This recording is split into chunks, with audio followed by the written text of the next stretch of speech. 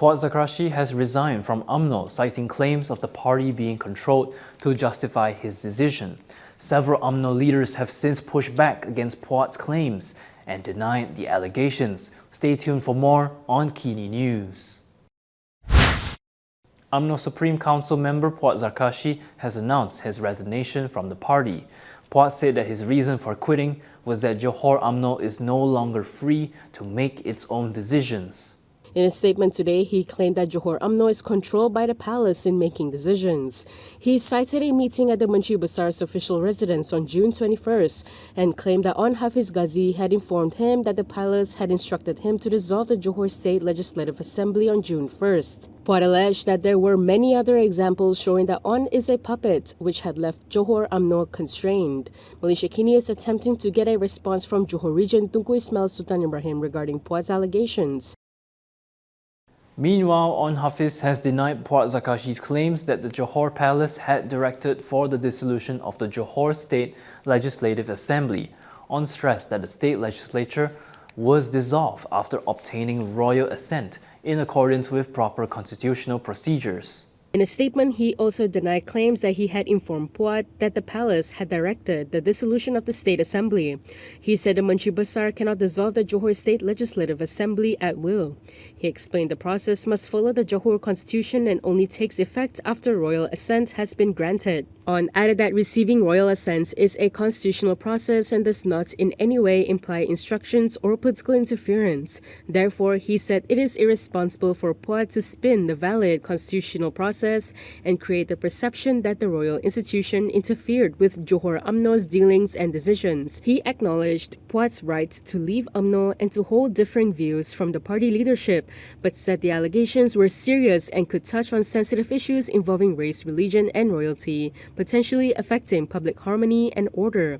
As such, he said Johor Umno would lodge a police report against Puad over the claims. This is to allow the authorities to investigate the matter and take appropriate action.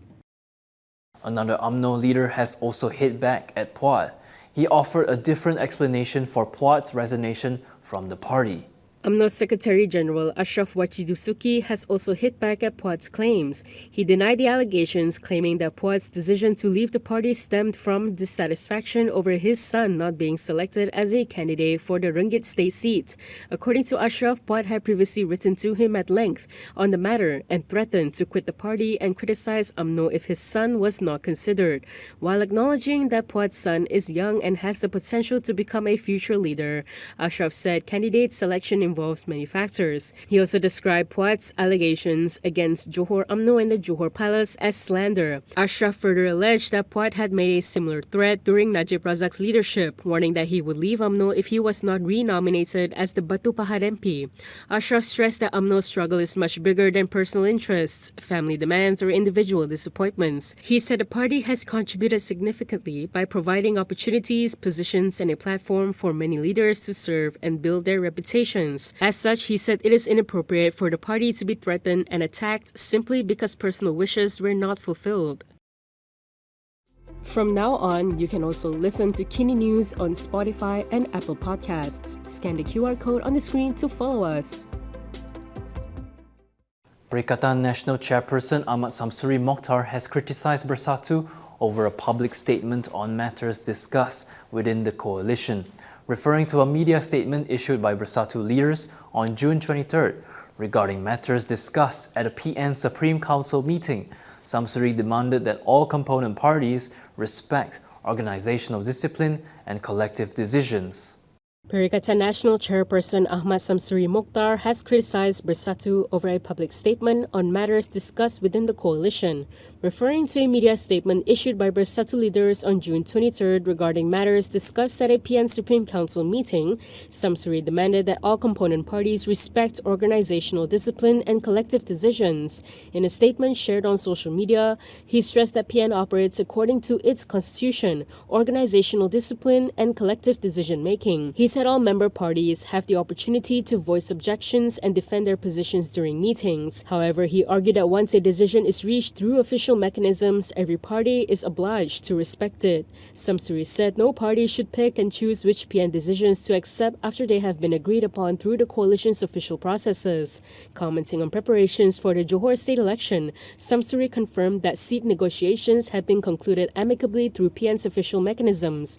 He also revealed that he had signed appointment letters for PN candidates contesting in the election. The Terengganu Menteri Besar urged all component parties to stop internal disputes and focus on grassroots campaigning. Samsuri's remarks came after Bersatu Vice President Ahmad Faizal Azumu questioned PN's decision to accept Parti Cinta Malaysia or PCM, which was allegedly taken over by the Bersatu splinter group aligned with former leader Hamzah Zainuddin into the coalition.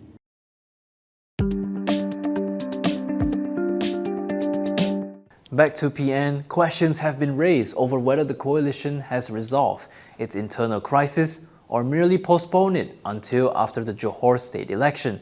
This came after PN election director Sanusi Noor stated that the coalition had concluded negotiations to resolve overlapping seat claims in Johor.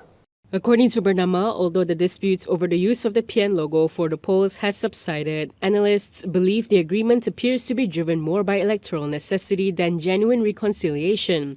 They argue that the compromise does not erase long-standing tensions, pointing in particular to the strained relationship between PAS and Bersatu. Political analyst Dr. Mazlan Ali was quoted as saying that voters are becoming more discerning and understand that the prolonged conflict between PAS and Bersatu, which culminated in the breakdown of their cooperation, is not a crisis that can be resolved within a day or two. Mazlan added that prolonged infighting could raise doubts about PN's ability to present itself as a stable alternative government.